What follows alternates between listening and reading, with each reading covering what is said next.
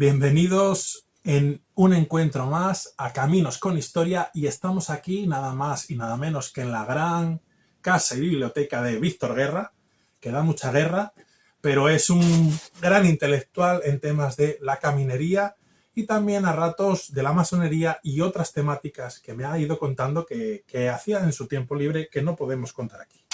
Dicho esto, estamos para hablar de algo tan interesante como la autoedición, porque el capítulo de los libros es ya un apartado interesante de nuestro canal, para hablar de peregrinaciones y de historia.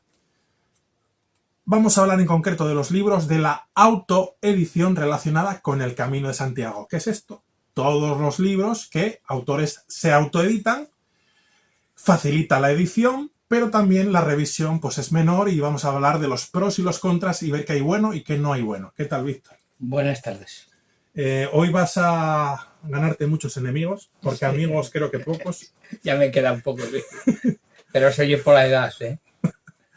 Entonces, este tema tú me lo sugeriste, me parece interesante, y es hablar un poco cómo es el panorama de la autoedición sobre libros. En principio habría que hablar del cambio tan brutal que significó pasar de la edición tradicional, donde las editoriales apostaban por autores y por temáticas, que de alguna manera eso significaba un filtro importante, porque ya las editoriales se juegan un dinero y se juegan un prestigio, con lo cual imponían una serie de criterios, no valía cualquier cosa, aunque hay de todo en la Viña del Señor, de la edición odopérica, y sobre todo eso hay un momento que hay un cambio muy grande cuando empieza a aparecer el sistema de la autoedición, ¿no? De las pequeñas editoriales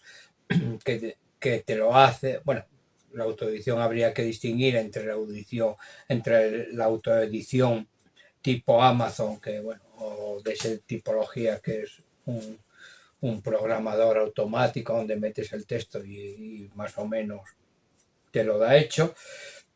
Y luego está la otra vertiente, que serían aquellas pequeñas editoriales que han encontrado un nicho pues en todos esos peregrinos, viajeros, queramos llamarlo como lo queramos llamar, pues que quieren tener un recuerdo o dejar plasmados sus impresiones, sus ilusiones del camino.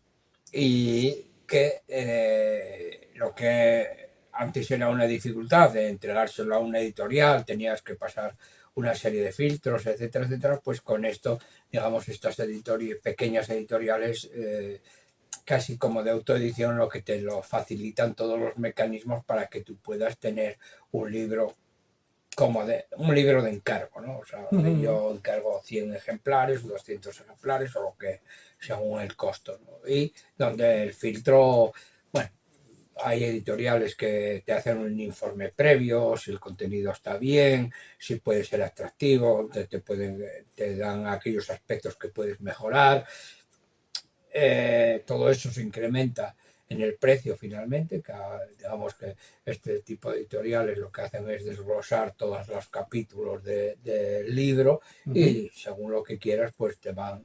¿Quieres la portada de una manera? Te diseñan la portada. ¿Quieres los contenidos que los repasen, que corrijamos el estilo, bueno, pues va incrementando y en función de esos contenidos que quieres que se repasen, pues te da un producto final en función de lo que quieras y incluso te ponen lo que llamaríamos en clave de escritor es un negro, o sea, alguien que tú le das las ideas o se las redactas y hay alguien que te redacta el libro y tú lo firmas como autor, ¿no? Un escritor por encargo. Sí, un escritor por encargo, lo que llamamos un negro, ¿no? Y lo que hace es que eso ha supuesto un cambio brutal, porque si antes llegaban muy filtrada la documentación, casi siempre quitando los más consagrados eran guías, O sea, había como una especialización, había como dos campos, o hay como dos campos, el de las guías, cada vez con una presencia menor, porque digamos, las plataformas informáticas de páginas web, de programas tipo Bronce y tal, pues ocupan el espacio que antes ocupaban la guía, y porque además la guía como tal elemento pues pesa, con lo Sí, cual si ya ahora hay un cierto tendencia a llevar poco peso, pues llevar una guía que pesa X y que se va deteriorando, bueno, la fórmula es que hace la gente es fotocopiarla e ir tirando las páginas para no llevar de sobra, para no llevar peso de más. Bueno, entonces, ¿qué pasa? Que con esto, todo eso va cambiando y luego, paralelamente a las guías, pues estaban, digamos, aquellos autores más renombrados, incluso con mucho peso en la literatura, Carandel, por ejemplo, bueno, pues un montón de escritores que tenían peso en la literatura y que bien por encargo o bien por apetencia personal, pues hicieron una serie de acercamientos al Camino de Santiago. A veces en un plano odopérico, en que habían hecho pues un tramo del camino o el camino entero, o simplemente eran, digamos, acercamientos a la literatura, digamos, del camino, ¿no? Bueno, pues no sé, Cunqueiro, por ejemplo, es de la vertiente galleguista, bueno, cada uno pues busca, y en ese sentido pues bueno, pues hay una contundente masa bibliográfica de textos, aparte ya de las novelas clásicas históricas y tal. Pero siempre estaba como muy dentro de los contextos de gente de cierto peso, de cierto renombre, y las editoras, bueno, pues como arriesgan sus dineros, pues digamos que medían muy bien el tema de las, digamos, de arriesgar, ¿no? Como editor, perdón, si saco una serie de tales para vender, no para quedarme con el almacén, aparte ya los costos de almacenaje, logística y tal, porque además el mundo de la edición se ha complicado mucho y es caro. En este momento todos los editores pues dicen eso, ¿no? Que es caro, que el libro de hecho se ha disparado últimamente, y aparte que ha restringido, pues por ejemplo lo que antes hablábamos, ¿no? Libros que yo, por ejemplo, en temas masónicos, pues que vendía en Latinoamérica, pues ahora hay problemas porque claro, los costos son tanto como el libro, ¿no? Lo que yo antes pagaba trayéndolos de Francia porque no había el Amazon ni había todo esto, y pagaba tanto de porte, pues ahora vuelve a suceder con los libros, por ejemplo, con Latinoamérica. Bueno, todo eso, un poco antes del COVID, empezó a aparecer tímidamente en la autoedición, bien a través de los canales, como digo, de Amazon y también de las pequeñas editoriales.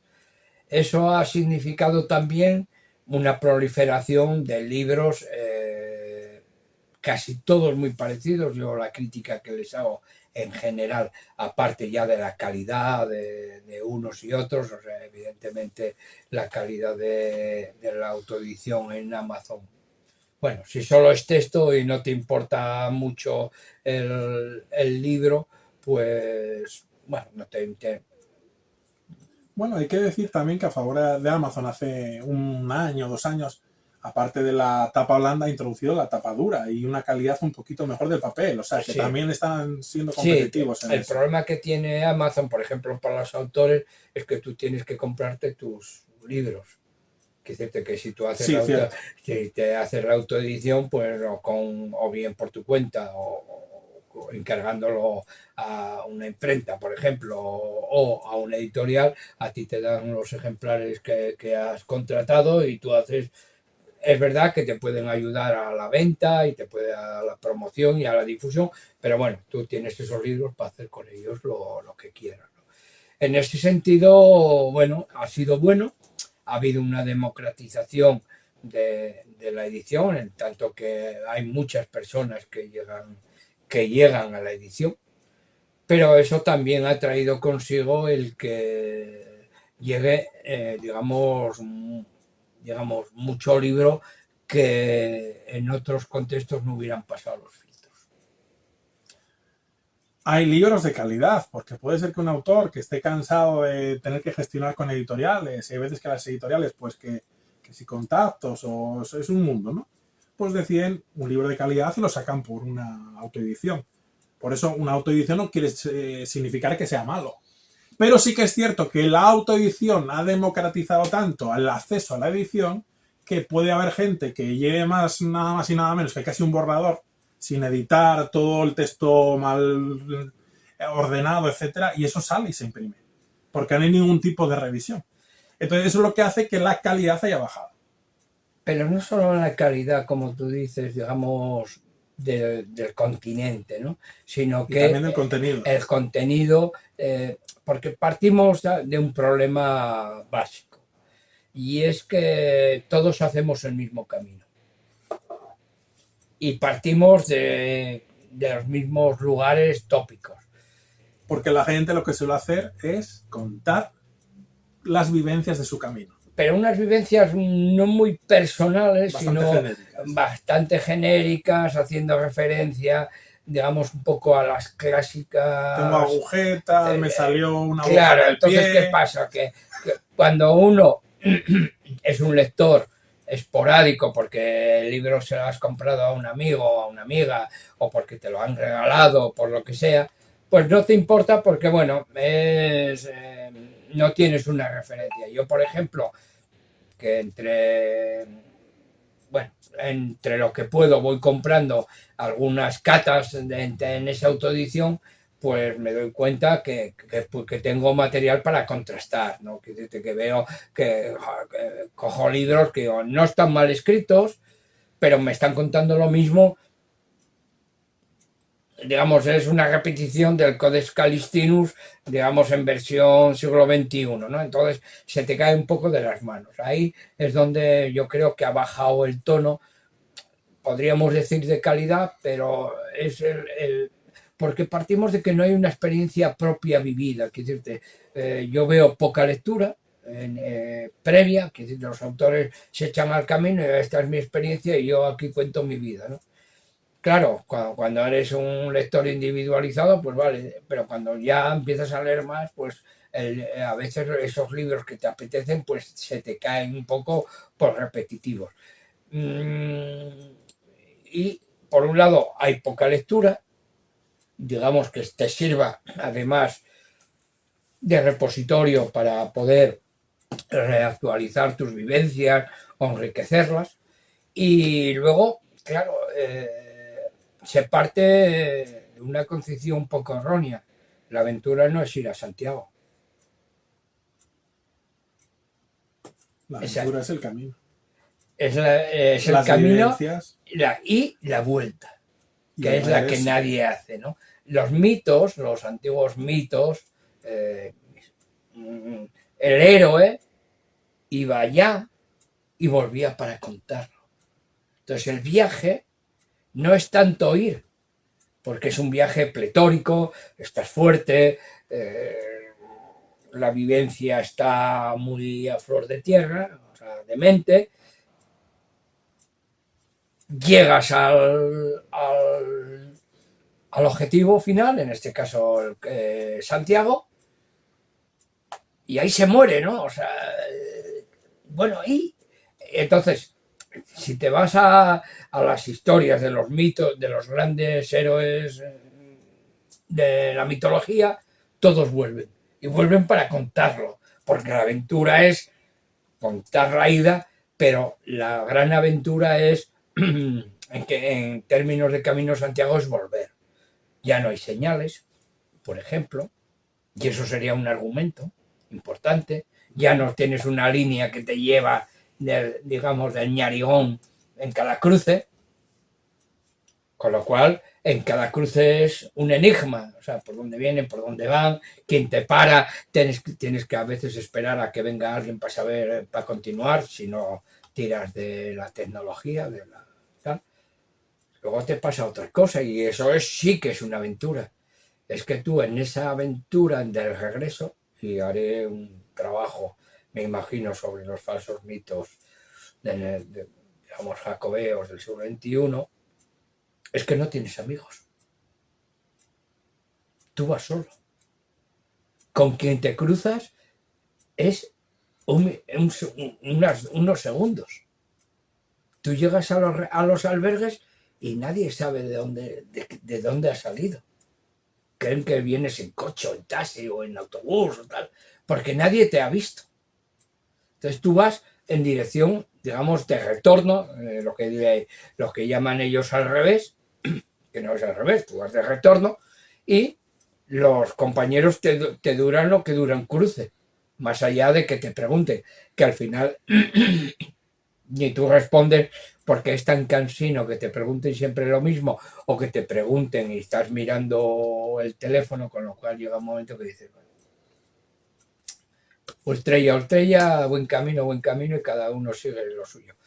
También eso es de una gran soledad, o sea, aquí tienes que afrontar toda esa experiencia solo, esa vivencia solo, no tienes a nadie. Bueno, yo creo que en los viajes que he hecho de retorno, creo que una vez o dos coincidí 2 o 3 etapas con alguien. Con lo cual es una soledad. En los albergues tu vivencia es totalmente distinta de los demás. Llega un momento que estás como por encima, no porque te sientas mejor ni peor, simplemente porque son vivencias distintas y estás un poco cansado ya de determinadas cuestiones que se plantean en las conversaciones y tal. Y luego hay otra cosa, y no es menor, que es el cansancio. Tú vas fatigado, ya vas de retorno, los recursos empiezan a mermar, ya empiezas bueno, me llega, no me llega, de tú que bueno, ahora con la tarjeta siempre puedes ir exprimiendo el teto todo lo que se pueda y que cuando llegues Dios dirá, o el banco dirá, y bueno, entonces, claro, esa vivencia del retorno es la que nos diferenciaría entre los que vamos todos en el mismo camino, porque en el fondo, cuando todo ese libro que hacemos casi todos, pues es más allá de que esa vivencia común, los sitios también son comunes, las acciones son muy comunes, digamos también hemos roto la individualización, que es cierto que antes si no tenías mucho dinero, pues dormías a lo mejor en un banco, o bueno, intentabas economizar. Ahora todo eso, bueno, porque hay una serie de albergues ya fijos que son un poco más baratos, bueno, ya puedes. Entonces, también tienes otra cosa, y es que las nuevas tecnologías también nos han uniformado, ¿no? O sea, yo, por ejemplo, la experiencia que tengo como hospitalero es que a partir de las 5 de la tarde ya no hay gente en el albergue, están todos en la cama intentando mandar wifi o editar los vídeos o tal, con lo cual, digamos, desapareces a media tarde, cayendo la tarde-noche y ya no hay gente hasta el día siguiente por la mañana. Con lo cual, eso ha normalizado mucho las historias a contar, o sea, hay poco hueco más allá de la convivencia durante el camino, ¿no? Que, bueno, esa sí que puede dar un poco de juego. Entonces, todo ese conjunto no es que sea mala la literatura en sí, sino que da momentos muy repetidos, muy consabidos, ¿no? O sea, no es el primer libro de buenos amigos que se me caen de las manos porque la gente no tiene nada que contar. Profundo. Sí, empiezas a lo mejor los 2 o 3 capítulos así muy tal, pero claro, llega un momento que se te va agotando un poco. Y claro, y tampoco te apetece a veces desnudarte, digamos, contar cosas un poco más íntimas, o bueno, ahí cada uno tiene. Yo, por ejemplo, hice un libro, Viajeros del Bordón. Viajeros del Bordón, ¿no? Que fue un libro, mira, este es un libro de autorito. Tenía ganas de. Bueno, presentamos aquí en Villaviciosa. Sí, tenía muchas ganas de hacer este libro.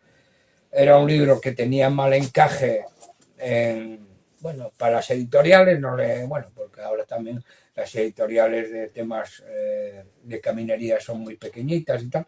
Y bueno, yo quería regalárselo a mi hermano, que empezó a hacer caminos conmigo hace unos años, y vi que las editoriales de autoedición, pues bueno, me resultaban un poco caras para 100 ejemplares, y lo que hice fue hablar con mi editorial de masónica, que me hace los libros de masonería, pero bueno, que ahí sí que hacen otro estilo de edición, y les encargué el libro. Y como ves, pues es un libro muy bien editado, bueno, con gusto, muy bien maquetado. Y bueno, y yo creo que este libro pues es un poco distinto a lo Sobre clásico. todo por el contenido, porque hablas de vivencia personal tuya con tu hermano, pero metes un poco de versión de análisis histórico, antropología, otras cosas, y haces una reflexión sobre cómo ha cambiado el camino. Claro, Y todo esto hace que no sea un diario al uso, sino que es una reflexión.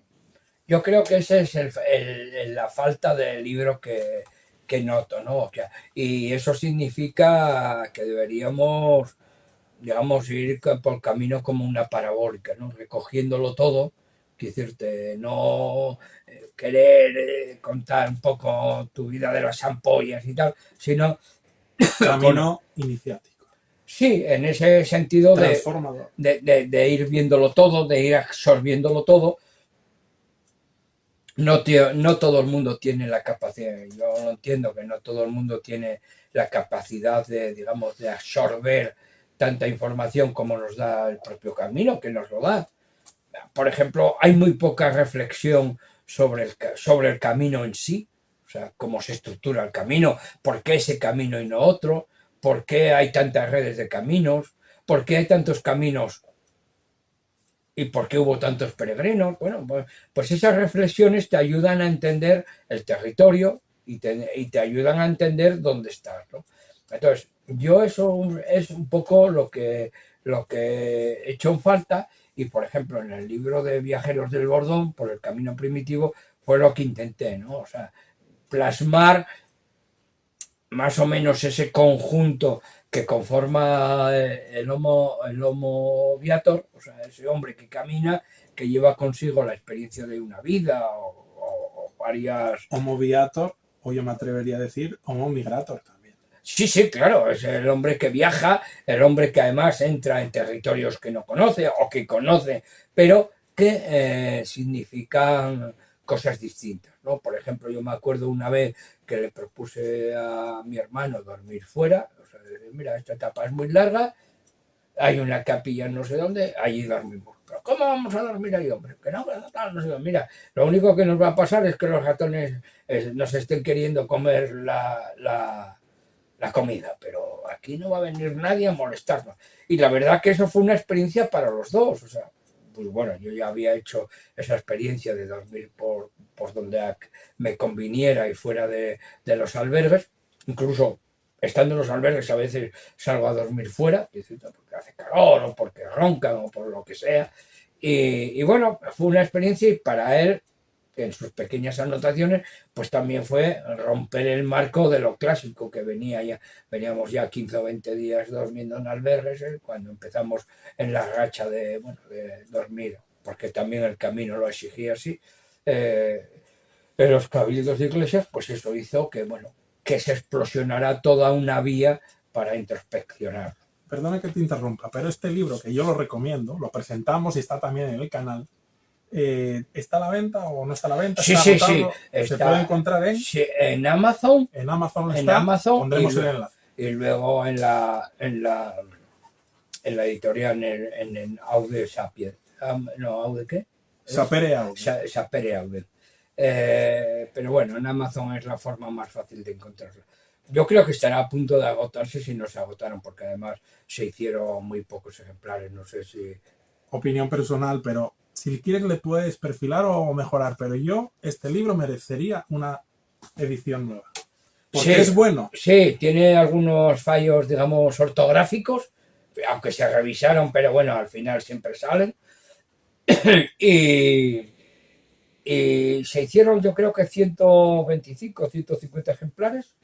Yo, como era un libro que además ya planteé que era un libro para regalar, en general, se debieron regalar 80 ejemplares o algo así, porque bueno, nació con esa voluntad de no decir, porque a mí personalmente, pero eso ya es una historia muy personal, no me gusta el asalto que a veces se hace, bueno, mandando cantidad de notas. Yo, por ejemplo, que llevo el grupo de Facebook de libros para el camino, y para el camino, asaltar, me mandan tres, tres notas diarias del libro. Ese asalto a mí no me gusta, ¿no? Yo hago la reseña, bueno, procuro hacerla lo más distante posible, pero sin ser cargante, ¿no?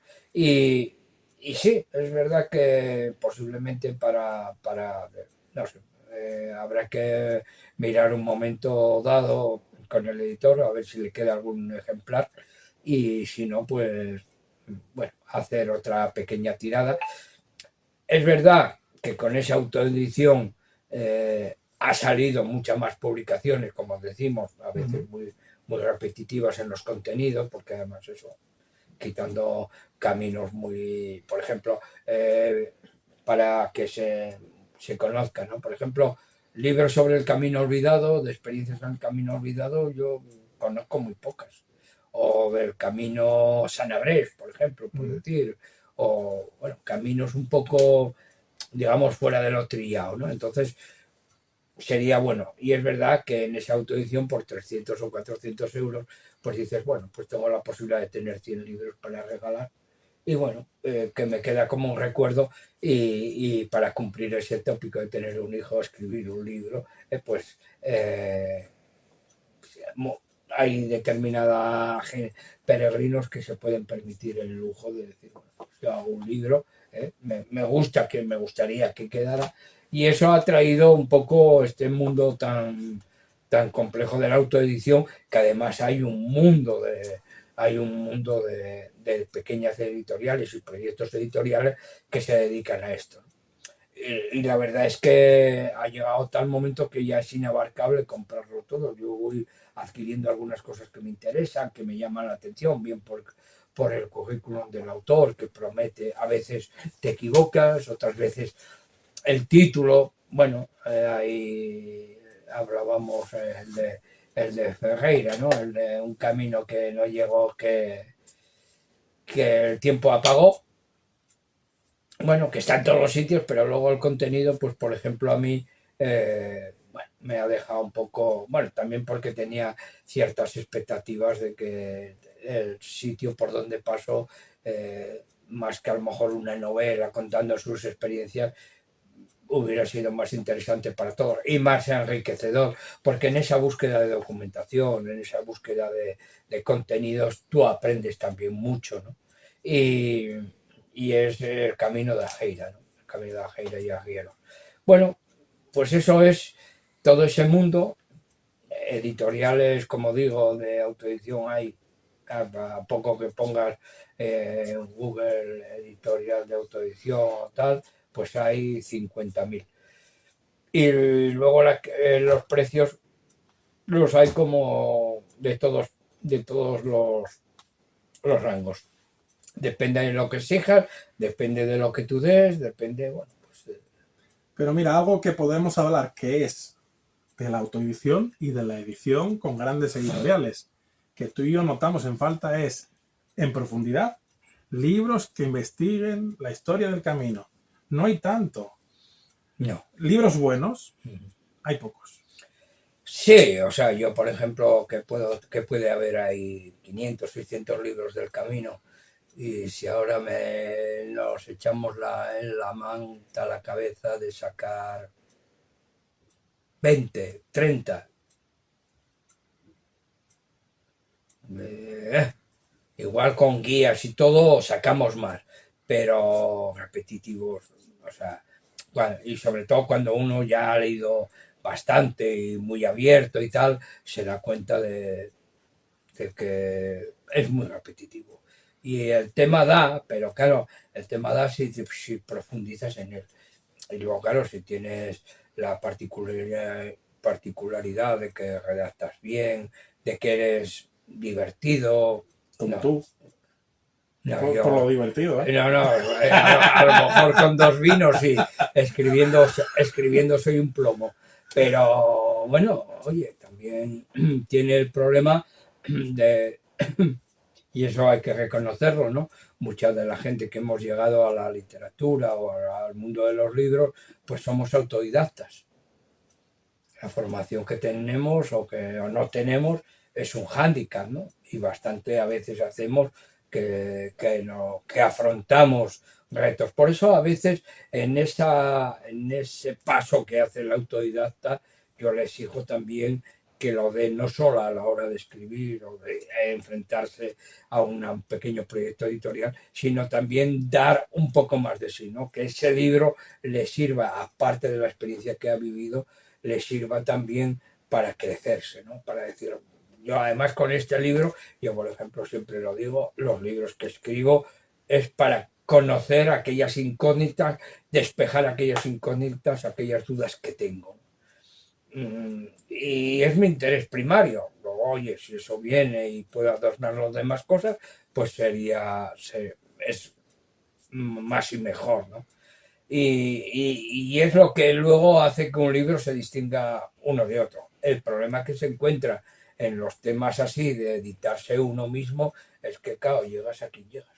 Claro, no estás en el mundo editorial, no tienes una editorial que a veces no tampoco la tienes más allá de 1 o 2 presentaciones. Pero bueno, eso habría que relativizarlo, porque antes, por ejemplo, los medios de comunicación eran la televisión, la radio regional o local a la que accedieses y la prensa.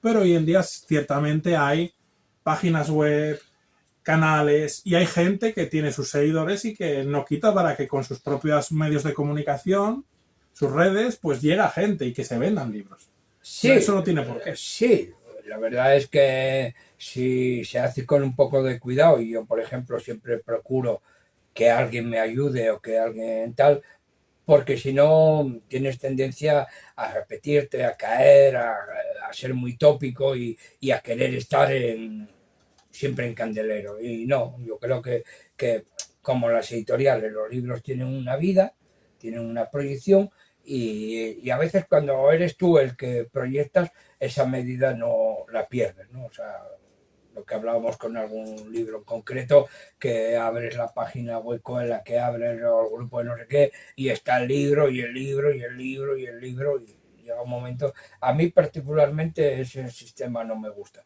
Es verdad que luego promocionar un libro tiene también su intríngulis, o sea, tienes que estar y medir muy bien dónde quieres estar. Pero bueno, también es cierto que hay la tecnología y el mercado nos ha puesto una serie de mecanismos y de tal que con un poco de ayuda a veces exterior pues puedes llegar, bueno, en la medida, tampoco estamos hablando de 1.000 libros, 2.000 libros, estamos hablando de 100 libros, 150. Has introducido un tema interesante. Redes sociales, internet. Internet, vamos a cogerlo en general. ¿Herramienta o esclavitud? Bueno, yo ahí ya sabes que contigo tengo una pelea a muerte y es que yo intento que no me esclavice, ¿no? Eso siempre lo he tenido claro. También por una historia personal, porque yo hago muchas cosas distintas, pero radicalmente distintas. Temas de turismo, temas de caminería, temas de masonería. Entonces, todo eso no podría hacerlo si me centro mucho en esa tecnología, en esa gran red, porque me haría esclavo. Lo he pasado, ¿eh? Lo dice alguien que es pionero en divulgar en blogs y Sí, de esa no. temática y que ha estado en eso y ha sido un referente. Sí, pero por ejemplo, tecnológicamente nunca he querido ser esclavo. Quiero decir, frente a WordPress he optado por Blogger. ¿Por qué? Porque Blogger me lo hacía todo. Entonces, no tenía que estar tal. Con el PC pasó lo mismo, a un Mac o un PC. No a un PC, ¿por qué? Porque lo tengo todo integrado. El Mac a mí me volvía loco porque quiero escuchar un disco, un CD. No, ¿con qué programa? Mire, yo quiero escucharlo. el programa como que me da lo mismo. Claro, esa obligación que te tenía el Mac de siempre tener que elegir, al final eras esclavo del sistema, o sea, pasabas más horas buscando el mejor, el más fácil, que todos tenían su complicación, entonces siempre he huido, digamos, de la esclavitud del sistema. Por ejemplo, cuando estábamos hablando de hacer vídeos, no, yo prefiero que me los haga, que los explote otro, que no me importa que se gane su dinero o que se rompa los cuernos, pero que se los rompa él. Yo doy el contenido, con mejor o peor suerte, pero no quiero esclavizarme en algo que no controlo, que controlarlo mínimamente bien significa horas de investigación, horas de tal. Yo generalmente te puedo confesar que veo muy poco los vídeos que hago, los podcasts que hago para la radio pública asturiana, porque no me gusta verme, digamos, o sea, estaría rehaciendo el programa continuamente, ¿no? O haría un guión, digamos, tan eso que me llevaría 6-7 días hacer el guión, con lo cual no quiero ser esclavo, digamos, prefiero más cierto carácter espontáneo, aunque dé lo que dé, pero sin estar esclavizándome, sabiendo lo valioso que es, que son todos esos medios, todas esas tecnologías, y que si hubiera presupuesto, a mí no me importa darlo porque, o sea, sería la mejor inversión que haría, ¿no? O sea, si, por ejemplo, hay una cosa con la autoedición también, que bueno, ahí medio se ha mejorado. Por ejemplo, las editoriales ahora de medio pelo han quitado la corrección de estilo y ortográfica, porque esos correctores valen un dinero y lo que te dice la editorial es que ellos no corren generalmente, digamos, salvo editoriales de cierto prestigio, en general prescinden de ello y lo que te obligan es hacer un contrato en el cual digas que has corregido ese texto y que ese texto que has entregado está para publicar. Claro, eso obliga a que tengas un montón de gente leyendo y corrigiendo y cada uno corrige como corrige. Siempre aparecen, bueno, pequeñas erratas y porque esa edición o esa corrección cuesta dinero, cuesta bastante dinero. Yo algunas veces que he pedido a algunos conocidos una aproximación, pues es algo que además el libro, o sea, que el libro que me cobren por 300 euros, pues se me va de las manos, o sea, estamos hablando de que un libro como el de Viajeros estaría en 1.000 euros. Entre costo y tal, y no sé qué, 1.000 no, pero 600 euros, claro, 600, 700 euros en ciento y pico a cómo tienes que vender el libro, ¿no? O sea, y pasa un poco también que lo hablábamos con el tema de las traducciones, ¿no? O sea, si no buscas otros sistemas, digamos, de cooperación, y ese mundo, por ejemplo, falta, yo veo que falta, ¿no? Yo coopero contigo, tú haces una cosa y yo te hago otra. Entonces, digamos, ese trueque de horarios, de mejorar a cada uno en lo que puede, y eso mejora también el contenido y el continente, ¿no? El que yo intente hacer un vídeo, bueno, ahora todo el mundo hace vídeos, debe ser muy fácil, porque todo el mundo sale y ya va con el cacharrito ese, que, o sea, yo no saldría en la vida, o sea, con un cacharrito que tengo que llevar en la mano, ya no llevo paraguas, como para encima llevar el cacharrito para ir viéndome y tal. Pero hay gente que lo hace. Ahí tengo al amigo Lazaga y algunos más que etapa que hacen, etapa que al día siguiente cascan. Yo no sé de dónde sacan el tiempo o cómo eso se puede hacer sin estar frente a un ordenador. Pero bueno, eso es lo que nos da la tecnología, ¿no? El poder llegar. Y sobre todo, hay una cosa interesante con respecto al libro, que el libro tiene el recorrido que tiene. También es cierto que hay libros que tienen un recorrido, son libros históricos, son libros que no se van a desfasar, que siempre van a tener un recorrido largo, ¿eh? Yo tengo libros que se van vendiendo 5 ejemplares al año, pero llevan 10 años vendiéndose tal. Y hay otros que no, que son libros de rápida absorción, que vendes y ya no se van a vender más, ¿no? Y en ese sentido, las nuevas tecnologías lo que nos permite, incluso a veces somos reos del papel, digamos, desechamos otros métodos.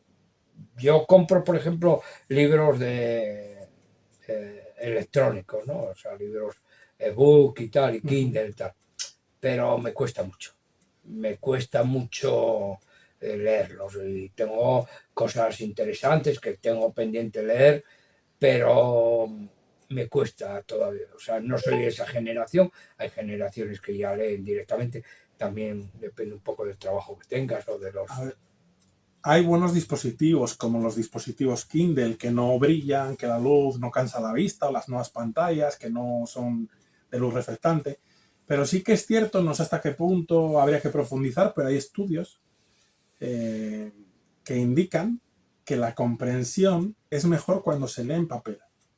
No sé si es porque uno físicamente lo tiene o puede subrayar, no sé qué componentes, pero que a nivel científico se ha estudiado de que la lectura y la comprensión en papel sigue siendo más profunda que en una pantalla. Sí, ya, además a mí me gusta subrayar los libros y los tengo todos subrayados, anotados o tal, con signos y garabatos varios. A mí me da pena porque tengo material interesante, mucho más barato, evidentemente, y con problemas ahora que tengo de espacio, que no sé dónde voy a meter más libros ya, porque ya tengo que sacar unos para meter otros, y con eso pues tendría mucha más capacidad y por menos dinero más contenido. También es verdad que en eso ahí hay una generalización también bastante grande, pero bueno, se puede salvar. Pero bueno, yo ahí sí que vería una fórmula de llegada a cruzar las fronteras, ¿no? Ahora que hay una demanda tanta de Camino Santiago fuera de nuestras fronteras aldeanas, como diría el otro, de pasar, digamos, el océano, de ir a... Y hay mucha hambre, o sea, sabemos que Argentina, Chile, o sea, son gente que hace esfuerzos muy grandes por venir a hacer los caminos, ¿no? El Camino de Santiago, pero bueno, pueden hacer más caminos y será cuestión de tiempo que descubran más caminos. Y serían libros que llegarían muy bien y que para ellos serían baratos. Sí, como decimos, todo tiene sus pros y sus contras, ¿no? Beneficios de la edición en digital, en papel. Quizás hoy en día ya es el enfoque que se está haciendo. De un mismo libro te sacan la versión en papel, una versión en tapa más elegante, la versión en texto, en Kindle, Sí, en sí. digital y también en audiolibro. Para que cada cual ya, en función de sus apetencias o lo que mejor le venga, pues use los formatos. Sí, yo ese modelo no lo he sacado en este libro que tengo y otro que está, bueno, y está el de Caminos de Santo Toribio y otro que está por venir de los caminos a San Salvador desde los extremos de la provincia de Asturias. Están en formato texto, ¿no? Pero por ejemplo en masonería sí que en general los tengo, la editorial los tiene en ebook en formato libro en distintas calidades, porque es una forma de rentabilizar un poco el mismo contenido. El problema que puede haber es que para los autores que todo eso se encarece, pero el autor sigue cobrando el mismo porcentaje por lectura, ¿no? Bueno, es nada, una vocación como otra cualquiera, el escribir. Sí, luego si uno llega a primera línea, igual saca mucho rendimiento. Tú los millones no sé en qué los dejaste, pero tienes que De tenerlo. millones de pesos. De euros. Pues mira, con un 10% que te da el autor, antes te daba un 13, un 15, hace años, y ahora te da un 10. Echa cuentas. En autoedición los márgenes son mayores. Sí, pero claro, si se lo sabes mover y se vende. Claro, si no... claro. Yo, por ejemplo, este libro, porque tenía esas 300, 400 euros, digo, bueno, pues yo regalo Yo regalo el libro y quedo como un señor. Pero claro,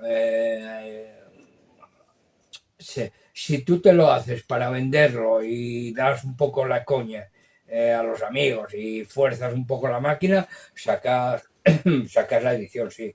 Pero a mí el aspecto comercial del libro nunca me gustó, por eso se lo entrego a la editorial y allá cogen la editorial yo le apoyo en todo lo que haya que hacer, compro libros y los doy o los vendo, tal, pero digamos, yo creo que cada uno tiene que tener clara su faceta y la mía no es vender libros, es escribirlos, con mejor o peor suerte.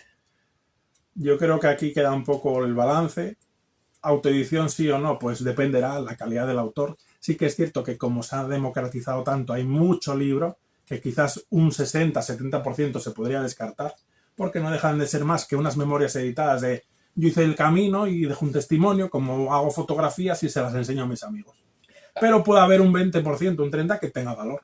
Eso se hacía antes también mucho, ¿eh? O sea, familias un poco más pudientes que querían dejar el testigo. Es más, en algún viajero de estos que pasaron por Asturias, peregrinos extranjeros, que lo dejó para que vinieron a San Salvador y luego a Santiago y lo dejaban, digamos, como herencia de su historia, de la saga familiar. Me parece que fueron los Ritter, ¿no? Que eran unos comerciantes alemanes. Ritter. Los Ritter, sí. Los Ritter. Y que además dejaron, creo que fueron los que dejaron los escudos en el claustro en Santiago, digamos, genealógicos, y los dejaron, y además lo dejan escrito para conocimiento de la saga, ¿no?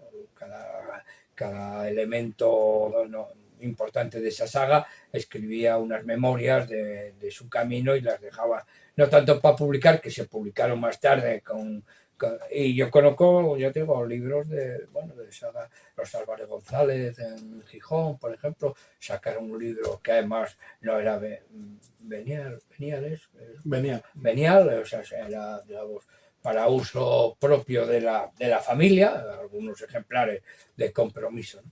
Y eso se hacía.